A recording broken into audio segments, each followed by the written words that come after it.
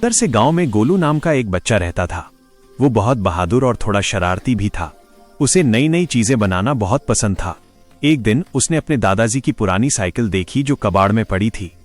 गोलू के दिमाग में एक आइडिया आया। मैं इस साइकिल को ठीक करूंगा और इसे कुछ खास बनाऊंगा, उसने सोचा। उसने अपने टूल बॉक्स से पेचकस, प्लास और कुछ तार निकाले।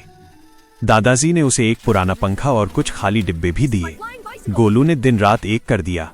उसने साइकिल पर एक बड़ा सा पंखा लगाया, पीछे की तरफ 2 छोटे पंख जोड़े और हैंडल बार पर एक लाल बटन फिट किया। ये है मेरी उड़ने वाली साइकिल, गोलू चिल्लाया। अगले दिन गोलू साइकिल लेकर एक खुली जगह पर गया। उसकी छोटी बहन पिंकी भी उसे देखने आई थी। गोलू साइकिल पर बैठा, पैडल मारे और फिर हिम्मत करके लाल बटन दबा दिया। वूश! पंखे तेजी से घूमने लगे और साइकिल धीरे धीरे जमीन से ऊपर उठने लगी। मैं उड़ रहा हूं, गोलू खुशी से चिल्लाया। पिंकी ने ताली बजाई। तभी गोलू ने देखा कि पास के जंगल से धुएं का एक बड़ा गुबार निकल रहा है। लगता है आग लगी है, गोलू घबराया। उसने अपनी उड़ने वाली साइकिल को तेजी से जंगल की तरफ मोड़ दिया। हवा में उड़ते हुए उसने देखा कि कुछ सूखी लकड़ियों में आग लगी हुई थी और वो धीरे धीरे फैल रही थी। पास ही कुछ छोटे जानवर जैसे गिलहरी और चिड़िया डरे हुए थे। गोलू ने सोचा, मुझे कुछ करना होगा। उसने साइकिल को आग के ऊपर ले गया। फिर उसने अपनी पानी की बोतल निकाली और उसे आग पर खाली कर दिया, लेकिन ये काफी नहीं था। अचानक उसे एक आइडिया आया। पिंकी, जहां हम साइकिल चला रहे थे वहां एक बड़ा पानी का नल था। गोलू ने तेजी से साइकिल को मोड़ा और हवा में उड़ते हुए वापस गया।